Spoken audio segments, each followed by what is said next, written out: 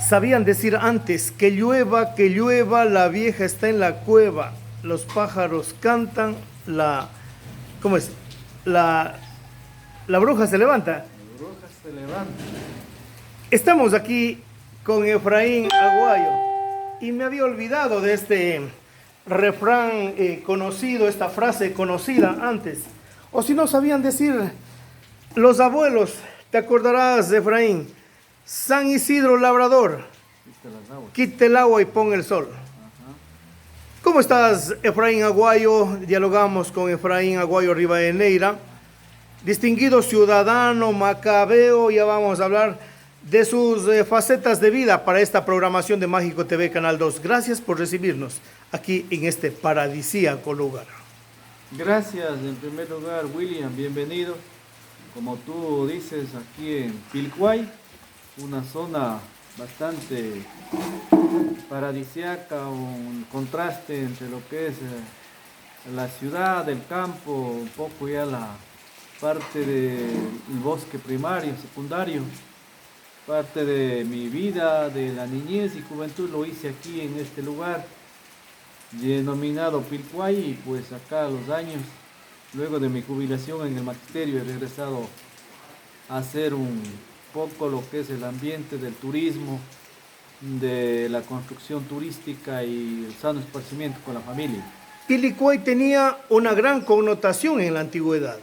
Tanto es así también que desde acá se llevaba el agua que se consumía en Macas, hablemos década de los 70s, parte de los 80s. Sí, yo recuerdo con mucha naturalidad en la parte norte de aquí hasta el cerro Quílamo, en el recorrido del río Riachuelo, la cuenta arroyo Pilcuay, había la captación del... La Boca Toma. Sí, la bocatoma, la captación del agua, y lo llevaban hasta un tremendo tanque que tenían en la bajada de los señores carreños, de los señores, bueno, que están en la subida. Claro, Aquí, ¿no? la familia Cosar. Eso, por ahí estuvo ese tanque, que hasta ahora creo que existe. Entonces, más o menos la historia, bien lo dices tú, se ubica entre los años 70, 80, que todavía existía ese sistema de agua para Macas. Y una situación, el agua que viene desde este sector del Quílamo es un agua absolutamente distinta y diferente al agua común que nosotros conocemos. Cristalina, fresquecita, como que se lo siente el agua más amigable cuando ingresa a nuestro organismo. Sí, es un agua que viene de los cerros. El Golpeada agua por que los cerros, por ¿será? característica viene de la parte alta, el golpe, el mismo matiz y el contraste con la vegetación, el clima ya un poco al páramo alto de la región, hace que tenga esa situación, esa tonalidad, ¿no? Y cuéntame de este lugar. Aquí vivieron los años dorados, tu papacito, tu mamacita, que de Dios gocen. Y ahora tú estableciendo un lugar como para diversión, esparcimiento, como para reflexionar también en momentos de bonito sol cuando viene por el oriente y bonito atardecer cuando se oculta entre las montañas. Así es, yo te hablaría de los años 1970, 71, que nosotros nacemos en Macas, pero siempre hemos tenido las fincas. Papá tenía finca por Pacha, tuvo aquí que lo mantenemos, tuvo también por lo que decíamos nosotros la Cruz, donde es realmente municipio, y siempre la rotación del ganado, de Pacha a Pilcuay, de Pilcuay a la Cruz, de la Cruz a Pacha, y así rotábamos mientras iba terminando el potrero. Y hacíamos el pase del ganado, me acuerdo yo claramente, ya uno de 10, 12 años, esas faenas de llevar a la vaca grande adelante, los toros atrás van siguiendo los terneros, pero asimismo también el folgorio, la algarabía, en todo el trayecto a veces salen los perros a morder, un toro se mete por los cañaverales, toca ir a buscar, o por ahí se metió en una chacra. O sea, son odiseas que uno se ha vivido en la niñez, en la adolescencia, en la juventud, que quedan bien grabadas en la mente. Y también la historia aquí mismo en Pilcuay, en las épocas de verano y de vacaciones, de llegar acá a hacer las famosas taullas para coger los pájaros, y también uno dedicarse a lo que es la pesca, mijar las carachas en el Curumbaino, hacer las barbacoas o guachimas que llaman los shuar, y pasarse una semana entera durmiendo ahí en las orillas de Curumbaino en ese tiempo, buena caracha, buen bagre, boca chico. Changuinas enteras de sacar para la casa, ¿no? Sí, y así sanamente, sin ningún químico, sin utilizar ningún veneno. Ni siquiera barbasco. Nada, simplemente hacíamos la guachima y ahí... Y asustar claro, los peces. se le encajonaba con piedras en forma diagonal hacia el lado derecho, en forma diagonal hacia el izquierdo, y todo el río venía a la barbacoa. A la barbacoa. Entonces ahí cada hora, cada 2 horas nosotros levantábamos a coger las carachas, a coger el pescado que caía, y también preparábamos ese mismo rato también el caldo en la noche con plátano, con yuca, y de mañana vuelta ya salir a la casa, y también tener presente que tocaba ir a mudar el ganado, que tocaba ir a dar de comer a los chanchos, a sacar la leche, a recoger los huevos, y toda una faena completa. O sea que tú, Efraín, eres de las personas que se creció, por ejemplo, tomando la leche desde la propia teta de la vaca. Así es, en ese tiempo Se lo hacía. mamá nos tenía a nosotros como ayudantes de la actividad de la leche. Vendíamos en el barrio, en la loma más que todo. Claro. Hasta ahí llegábamos y ahí se acababa lo que mamá en el día sacaba 30, 40 litros en toda la vecindad. Entonces nosotros sabíamos de hacer el queso, de utilizar la primera leche, que es La la calostra, calostra, claro. ¿no? Muy nutritiva. Y eso los papás lo hacían tomar a uno mismo ese mismo rato, porque decía, Sí. esto tiene cualquier cantidad de vitaminas. Claro, había muchas historias, creencias, tradiciones que decían de que esa primera leche había que aprovechar porque esos nutrientes, ese sistema inmunológico de la calostra era fortalecido y asimilaba el cuerpo humano. Yo Que creo- también te daba una buena diarrea, ¿no? Bueno, Menos mal que limpiaba había, también, claro, te iba limpiando, menos mal que había bastante monte. te mandaba a campo, como decía Claro, la abuelita. ajá. Tienes que ir a campo. Vamos a hacer campo. Vamos al campo. Entonces, ahora mire cómo están utilizando la calostra Ahora se vende. para hacer suplementos Claro. vitamínicos y alimenticios. Entonces, nuestros papás supieron de toda esa utilización alimenticia y nos hemos crecido en ese ambiente de no tener enfermedades, de no tener repercusiones en ningún sistema o aparato del órgano del cuerpo, ¿no? Creemos y sabemos de que la misma yuca, plátano, papachina y la misma carne de monte, la gallina de campo y los cuyes que nos alimentábamos nos ha ayudado bastante para fortalecer nuestro sistema inmunológico. Tú creciste cuando te ibas al potrero, especialmente en la zona de aquí, mucho pájaro. Los paujiles, acá los pacharracos. De todo. de Acá todo. los mangos. Quindes, había los godoy, había los azulejos, había los seiches, había los gorriones, había hasta los mismos garrapateros en el potrero. Claro. Gavilán también caía a veces Claro, en las taullas, claro. ¿no? Porque venían a querer coger. Tú hacías las taullas. Hacíamos Sabías las taullas. hacer las taullas. Claro, Te hacías la tranquilamente. horqueta, ponías el palo atravesado Verás, William, y lo hacías nosotros- con pita. Claro, cada hermano era la faena, ¿no? Hacer sus mismas pitas hacer primero podrir la hoja de cabuya. Claro. Y Que de también ahí- lo había aquí de cerca. todo, aquí mismo. Entonces de ahí empezar a fregar en las piernas para hacer las soguillas, las piolas. Y también después ya cada quien hacía sus 5 taullas, que era dueño uno. Entonces uno iba a revisar esas 5 taullas, el otro hermano iba por allá las 5 como en cada pajonal de los toquillales que había. A las orillas del potrero. Eso, uno se hacía cargo. Tú anda abajo, a Pilcuay abajo, yo voy arriba al lado del lindero con Chucky, vos andas allá por Burumbaino y así. Teníamos los toquillales. Y aquí tenía mucho, ¿no? Lo que es la flor de la toquilla, la semilla de la toquilla, o también aquí había mucha guayaba en esta zona, siempre fue tradicional guayaba. No sé si lo utilizaban aquí guayabas. Es un guayabal del diablos, porque toda la finca del Potreral es con guayaba, Claro. todo. Y eso ayuda también toda para la que, vida. para que el ganado pueda amainar un poco el fuerte verano también, Claro. porque yo me acuerdo claramente, en ese tiempo la aptosa acababa también Claro. con el ganado y era terrible, porque se curaba solamente con aceite, con azul de metileno, con limón, y había que Con hurgar querosene. con querosén, los cascos había que Claro. poner diésel, había que poner gasolina. Era terrible, ¿no? Tratar de combatir sin medicina en ese tiempo, No nada había. de veterinaria, nada, era solo manual. Entonces, todas esas historias hemos vivido, el dar agua al ganado. Claro. Eso era una faena bastante complicada, Lo dura. importante de dar el agua, pero no le des mucho porque se torzona. También, papá ya decía, papá siempre estaba con una varita. Entonces decía, a esta vaca monga ya llévele, Vaya, porque sí, está ya a punto de parir. O a este toro, bueno, el toro se daba de tragar más, que se hace bien, que viene bien. Pero a las vacas, a esas gordas, a esas no.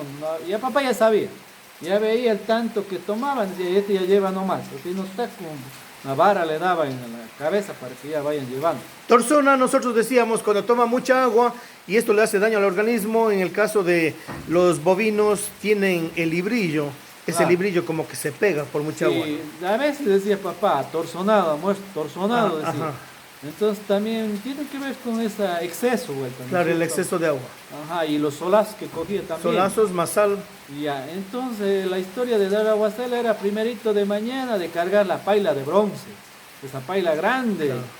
Entonces de llevar con el caballo y ya tener a la orilla del agua donde ya estaba preparadito donde íbamos a dar aguacela. Que normalmente era una vertiente de No, agua sí. muy corriente, agua fresca, ¿no? Aquí bastante vertiente de Claro, agua. del Quílamo sale bastante. Claro, viene del cerro, ¿no? Entonces nosotros ya un día antes íbamos a dejar preparando donde íbamos a dar aguacela al ganado. Y lo importante de utilizar una paila de esas de bronce, porque por último la vaca, el toro se metían ahí, iban haciendo virar y no pasaba nada. Llevabas una de estas bateas de plástico y ahí quedaba hecho pedazos en el potrero. Así mismo es. Papá decía, este toro sucio ya metió la pata, vaya, lava todo. Bote trae todo, para lavar. pero el recipiente no se daña. Claro, la paila de bronce la limpiábamos bonito, poníamos agua bien cantidad. ¿Y no les pasó que cuando dejaron al lado del arroyo, creció el arroyo y allá se fue la paila? A Yo digo veces- por la experiencia ya con nosotros en el Quílamo Bajo, ¿no? Claro, a veces sucede de que de un rato al otro estos ríos del cerro crecen. Crecen. De un rato al otro, entonces había que tener cuidado. Papá ya decía hay que estar con cuidado, porque el día que era señalado, llueva, trueno, relampaguee, había que dar agua al ganado. Claro. Entonces había que estar previsto para esa situación también. Pero también era mejor, por ejemplo, cuando estaba lloviznando, como está en estos momentos, así uno no se aguantaba el solazo, ¿no? Antes que gorras, que jockeys, que nada. Y también papá aprovechaba para que curen el chuchaque mis hermanos que ya eran mayores. Porque les veía que estaban de Ay, aspas. claro, has fallado bien. Ahí les ¿no? sacaba el chuchaque. Claro. Ahora tomarás con todo, con vaca y tomarás de paila agachando. Que mira, lograr. Y así sabían estar, ¿no? Le digo también con mis hermanos, se acostaban en el potrero y a botar todo lo que tomaron anoche. Sí, así era. Tocaba con todo y ganado tomar agua. Pero bueno, estas son las actividades que fortalecen la personalidad. A una persona como tú, o las personas de tu edad, de tu generación, la gran mayoría creció en esas circunstancias. Yo me acordaba cuando la familia Jaramillo llevaba el ganado desde la zona de arriba hasta la zona de Yambas. Y ellos tenían que utilizar la calle central, la calle Soasti. Y era curioso, ¿no? Ver 30, 40 vacas Rila. en desfile, en procesión hasta la parte sur. Sí. Por fortuna no había muchos carros antes. No, en ese tiempo no. Entonces era la facilidad de, como tú dices, no había mucho carro y siempre se iba con caballos también. para Caballos tratar buenos. De cruzar al ganado que está queriendo salir, o a veces quieren regresar o se meten a otros de fincas donde ven que está Claro. ganado. Entonces los arrieros y todo, era una minga completa, ¿no? Hasta llegar al potrero, dejar siguiendo la fila, que no quede mucho a la orilla de alguna zanja, que no quede muy pegado a alguna quebrada, ¿no? Era un trabajo grande la pasada del ganado. Efraín, tú viviste esta situación sui generis de pronto en tu casa porque provienen de una familia tradicional. Así es. Cargar el gallinero, cargar la cocina, cargar la casa de un sitio a otro. Sí, eso aquí mismo en Pilcuay, cuando papá ya, a veces creo que por la situación de decir aquí ya hemos trabajado bastante tiempo, vamos a irnos por acá ahora, por el otro lado.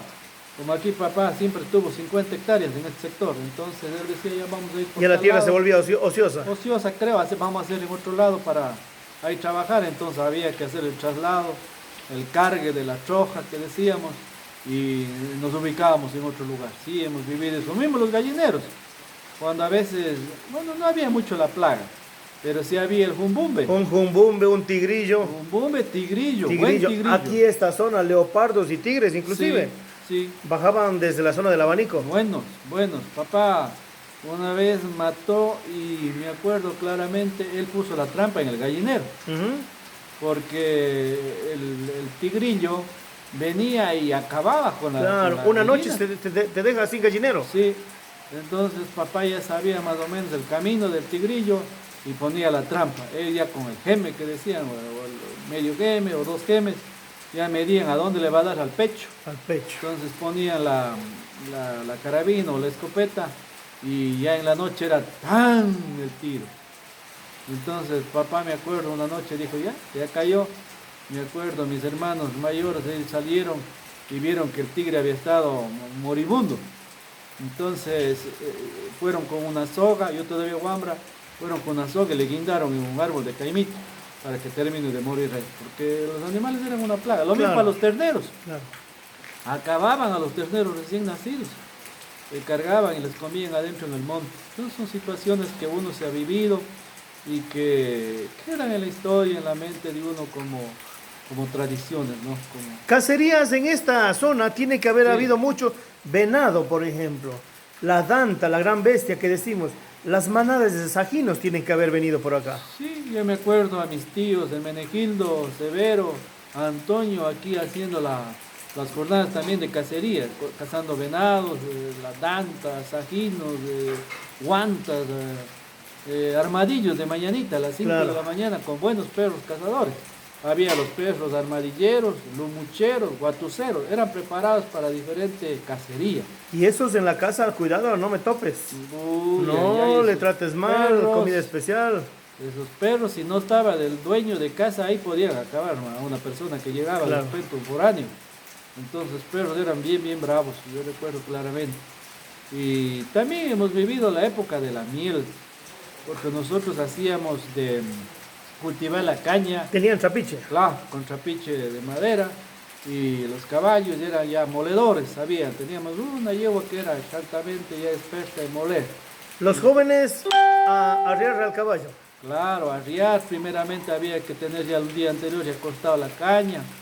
Teníamos que asimismo ya apersonarnos en la leña, en que todo esté listo para que empiecen a la molienda, en sacar los baldes de lo que va recogiendo ya el guarapo y ponerle ya la paila para que empiece a hervir. Todo eso era también una tradición, una ceremonia que duraba un día, a veces hasta la noche. Y uno enojado porque los tumbulumbes le llegaban a la cabeza. Un volumen se hacía en rollo en la cabeza. Claro. Por la miel. Sí, sí, sí. Me acuerdo una vez mi hermana La Saya se quemó también Ajá. por estar ahí probando la miel, por estar ahí en las actividades de cocinar la miel, ¿no? Entonces, son jornadas, son faenas que nosotros hemos vivido, y creo que todas las familias de este sector lo hacían también. Pero también facetas De doña muy... Dominga Bravo, Claro. de don Lucho Palacio, de don Tomás Zavala, de don Filomeno Jaramillo, Don Pacho Jaramillo, por acá, ahí cerca. sí, de don Pancho Aguayo. Todos ellos son historias que aquí en esta zona de Zapatero, Pilcuay y Norepe era casi lo mismo. Pero también cuando estaban haciendo la miel, jornadas de absoluta instrucción y formación de temas ancestrales. Porque los mayores, las damas, mientras ellas cocinaban una carnecita que estaba ahí secada al sol, una yuquita, un plátano, una buena guayusa, los mayores estaban hablando de temas de tradición, de temas de cultura, de temas de recuerdo, y los niños y los jóvenes estábamos escuchándoles. Sí, por ejemplo, cuando había la randipa que decíamos, limpiar una chacra de yuca, limpiar oro, plátano, o tal vez el tumbe para el maíz, o tal vez también cualquier actividad que conllevaba a invitar a los tíos, invitar a los sobrinos, invitar a los vecinos cercanos, para después en el cambio a mano devolver vuelta, ¿no es cierto? Y así mismo, como tú dices, era la comida en la tarde, al almuerzo, a la media mañana, al almuerzo y en la media tarde también. Después ya cuando se iban a las casas iban llevando las guanches también. Entonces siempre ha sido estas jornadas acompañadas de la buena comida, la buena carne, el buen gallampaco, el buen caldo de novios, el buen caldo de zancajo, la cecina asada, la rambuela, porque siempre en la candela había la carne ahumada, todo el tiempo había carne ahumada. Entonces esa carne ahumada nosotros aprovechábamos para hacer esas rambuelas, pero qué es arroz, qué delicioso. Ahora, estimado Efraín, con todo ese bagaje de conocimientos que normalmente se los venía uno nutriendo en época de vacaciones y cuando ya tenías que volver a la escuela. Sí, ya después de 3 meses en este tiempo de vacaciones, donde habíamos hecho la mayor parte del tiempo trabajo agrícola, ganadero, ya papá decía, tal día va a comenzar clases y nos vamos a ir domingo, vamos a comprar zapatos, vamos a comprar pantalón, camisa, vamos a comprar cuadernos, lo que piden en la escuela, ¿no? Y para nosotros también era una alegría, porque ver cuadernos nuevos, ver zapatos nuevos. Zapatos nuevos. Era lo mejor, una alegría. Entonces el inicio del año, en esa algarabía de tener cositas nuevas, también era un compromiso porque regresábamos a las aulas con profesores que eran completamente estrictos, exigentes, ellos criados, estudiados en la iglesia, siempre los curas habían sido los preparadores de los profesores, los primeros profesores. ¿Tú fuiste misionero o fuiste fiscaleño? Misionero, por eso hablo de la misión. Ajá. Hablo de mis profesores en la escuela Cristóbal Colón. Importante decir hoy que estamos grabando, misioneros decíamos a los que estábamos estudiando en las escuelas católicas y fiscaleños a los que estaban estudiando en la escuela fiscal. Y había bastante rivalidad, ¿no? Siempre había la rivalidad en el fútbol, había la rivalidad en los encuentros que habían, a veces coincidíamos en paseos, ¿no? Entonces de Wambra nosotros jugábamos, pero también a veces había hasta puños, había hasta puñetes, claro, ¿no? Entonces fiscaleños, cagaleños, cristobalinos, no sé cuántos. Misioneros, cocineros. Misioneros, cocineros, y así era, ¿no? De lado a lado las jodederas. Yo comprendo que esa época de la juventud, de la adolescencia, uno se vivía con bastante efervescencia porque el profesor era el líder, era el que orientaba debidamente el conocimiento. Enseñaba el amor al lugar natal. El lugar natal, el querer, el urbanismo, el saludo, la cortesía, las normas de urbanidad, ellos mismos, el llevarnos a hacer una huerta, el llevarnos a pescar. Yo me acuerdo de Gonzalo Rivadeneira, que hasta ahora anda por ahí, loco Gonzalo, él nos llevaba al río, nos llevaba a hacer paseos entre todos para que vayamos conociendo de varias situaciones, ¿no es cierto? Igual me acuerdo de Padre Ganis ahora, ¿no? Él enseñando la agricultura, la ganadería, en una forma empírica, pero a nosotros también eso nos ayudaba para inculcar a lo que es el amor a la agricultura, a la ganadería, que siempre fue la razón de vida de nuestros padres. Nuestros padres nos estudiaron a nosotros ¿con qué? Con la plata de la ganadería, con la plata de la agricultura. Y ellos nunca tuvieron un cargo público, lo que es mi papá, mi mamá, a duras penas terminaron la escuela, pero lo demás fue así, ¿no? Y de pensar que cuando estábamos en el colegio, no venía el profesor. Qué dicha que el profesor no ha venido, tenemos hora libre.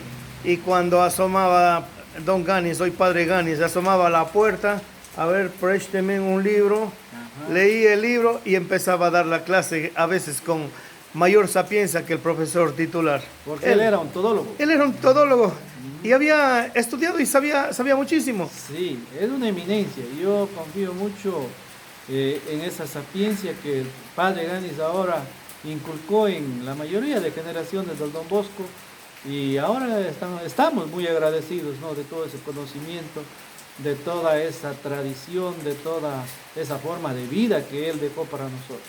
Tú haces la escuela en la Cristóbal Colón. Sí, luego paso al Don Bosco. ¿Te vas al Don Bosco? Hasta el tercer curso. En el Cristóbal Colón, ¿de qué maestros te acuerdas?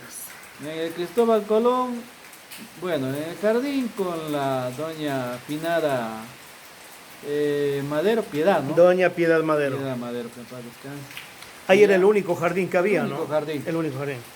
Sí, después ya en la escuela, Mis profesores Hugo Cueva, Juan Cózar, Gonzalo Rivadeneira, Ulvio Cárdenas, Augusto Zavala, Antonio Jaramillo. Chuta, tenías una buena camada de profesores, gente muy prestante.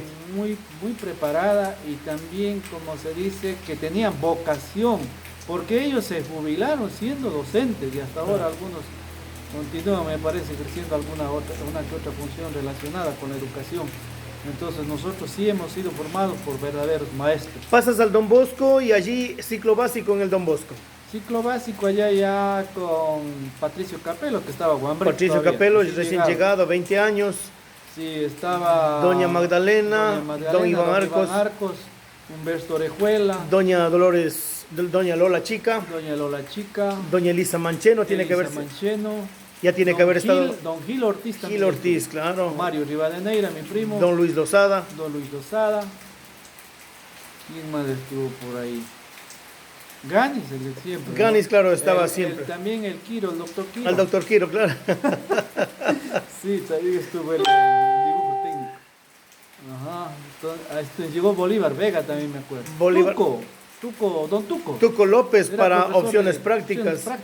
Tienes que haber sido entonces alumno de Marto Punín en tema de opciones de mecánica.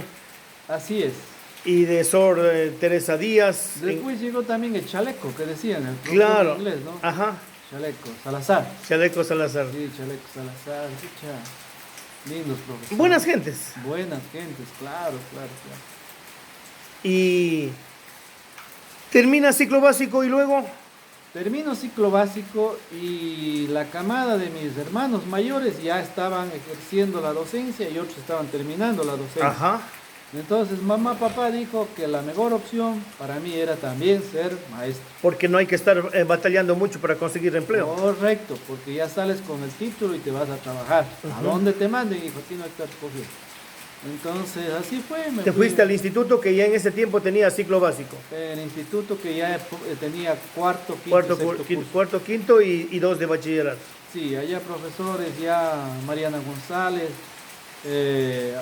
Gustavo, Doctor Patiño, Juan Merino, la licenciada Ordóñez, licenciada Matilde Ordóñez, la licenciada Chumapi, licenciada Lidia Chumapi. Ella les enseñaba idioma shuar también, ¿no? Sí, nos daba. ¿Aprendiste algo? Didáctica de cultura física y también shuar. Ajá.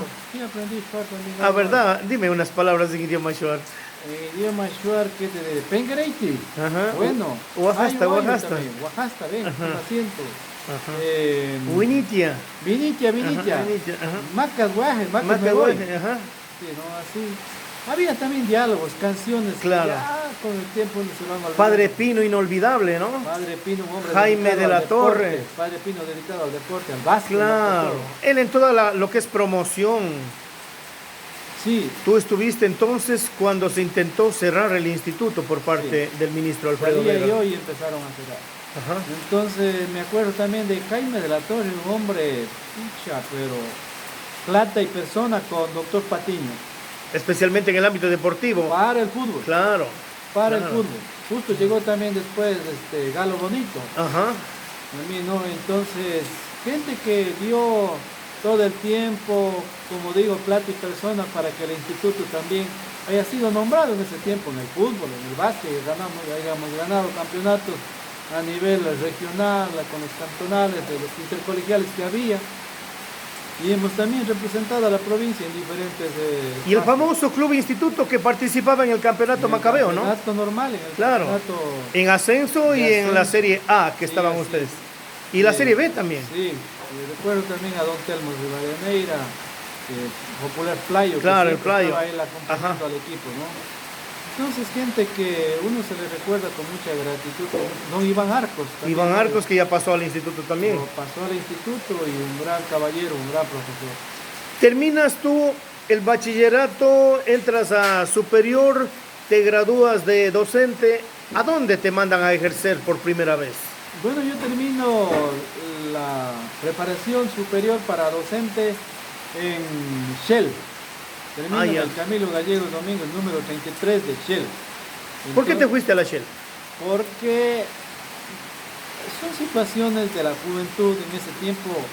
Tener 17 años, estar aproximándose a los 18, como le cogía como una época de rebeldía, Claro. ¿no? De decir, ya, uno ya como que dice, se creció, se hizo hombre, se está formando, y éramos rebeldes. Y en un colegio de curas no era tan bien visto la rebeldía, el responder, el reclamar algo que no estaba bien en el curso. Entonces, en ese tiempo había recién la primera asociación de estudiantes secundarios, la FESE. La FESE. Sí, con Entonces, la JRE. te hiciste ahí hecho el politiquero, El entonces. primer tirapiedras del instituto, juntamente con George, con Vera, con Yari, con Elías Palacios, ¿no? Involucrados bien en situaciones así de pequeños relajos. Que coincidía con la política nacional que también. coincidía con los levantamientos de la UNE. Claro. Entonces ya los profesores van viendo, y más que todo los Los curas, superiores religiosos. sí, van viendo como una situación no Como una amenaza. buena, sí, para el colegio. Entonces dicen, a papá le dicen, no, lamentablemente tu hijo no le vamos a poder seguir dando la matrícula, y tuvimos que ir Patricio Yari, José Lo Arias y mi persona, nos fuimos para el norte, ¿no? A estudiar en Ashel. Ya terminamos de estudiar, nos graduamos de profesores, y me acuerdo en ese tiempo, mire, que en paz descanse, y ahora en la honra de Dios, don Joaquín Estrella, director de educación. Llegué, me acuerdo yo, a la dirección de educación en ese tiempo, que estaba en donde es ahora una pizzería de Claro. Finado Jorge. En la casa. pizzería La Italiana. Eso, En la ahí. esquina de las calles Suasti y Sucre. Sí, justamente ahí era la dirección de educación. Entonces me fui ahí, ya con mi carpetita bajo el brazo, como así era antes, uno se graduaba con la carpetita bajo el brazo, y tenía algún cursito hecho por ahí, eso llevábamos. Entonces me fui, ¿qué fue, hombre? ¿Qué fue, muchacho? Ven acá. Me dice, verás, llegaste con suerte, porque todavía hay una posibilidad. Ya las demás ya se fueron, ya están trabajando. Entonces, de un mapa viejo que había ahí en la pared, él me ubica. Me dice, mira, en San Carlos de Limón hay una escuelita bacana. Entonces, te voy a explicar bien. De Indanza tienes que coger para adentro 9 horas de camino, ¿sí? Y yo te voy a poner en conocimiento de Segundo Guzmán, el Muto Guzmán que le decían allá en Limón. Entonces, él era auxiliar de la supervisión de allá, de Limón. Entonces, con él conversa, ponte de acuerdo. El día miércoles es bueno que estés ahí, porque llegan a la feria del quesillo y del trago, ¿ya? Entonces te conozco con los padres de familia y te vas para adentro. De ahí sabrás cuando tengas que cobrar el sueldo o cuando tú quieras. ¿Listo? Entonces, ¿qué dices vos? Le digo, don Joaquín, estoy a su orden, yo me voy. Ya, muy bien, ponte que te hagan la máquina, la manual, que te hagan la acción de personal, y te fuiste. Entonces, esa historia me recuerdo con mucha claridad. Uno, más que todo, con la mochila de ilusiones bajo los brazos. Un hombre de 19 años, me acuerdo yo, entrando a trabajar en San Carlos de Limón. Esa misma mañana que ingresé, de noviembre de 1990, y ya allá habían estado convocados los padres de familia, sabían de mi ingreso, y reunidos con ellos, al ritmo de los draques que ellos dan, ¿no es cierto?, en la venta del trago mismo, pero entrando a la conversa, y dicen, profe, no se preocupe, mañana jueves a primera hora estamos entrando para allá. Y así pues al otro día jueves ingresamos ya así mismo de mañanita, ya sonar de los raperos, el relincheo de los caballos y todo, y vamos para adentro a trabajar. Y ahí en la historia de San Carlos, casi 2 años trabajando ahí. No se te hacía muy difícil porque tú ya tenías experiencia de vida acá en el campo, ¿no? Nunca, Claro. nunca era difícil caminar por un sendero bajo los tremendos árboles de primarios, ¿no es A cierto? la final, para llegar al sitio en donde hoy estamos grabando, también había que caminar Sí. por los aceros, por empalizadas, por chaquiñanes. Desde el camino principal que es ahora la vía Proaño, desde ahí Claro. se caminaba a pato. Por lo menos Sí. hora y media. Claro, o en caballo, cuando había suerte. De ahí si no, papá nomás venía en caballo y nosotros atrás. sácala una pata, mete la otra y así tremendo. De los canillones de los caballos. Canillones de los que hacían los caballos. Entonces para allá a mí no se me hacía novedad. Sube una cuesta de 1 hora, baja una media hora. Sube una cuesta de 1 hora, baja una media hora. Así era, ¿no? Hasta llegar a Zamora, pasar al otro lado, ahí estaba San Carlos de Limón.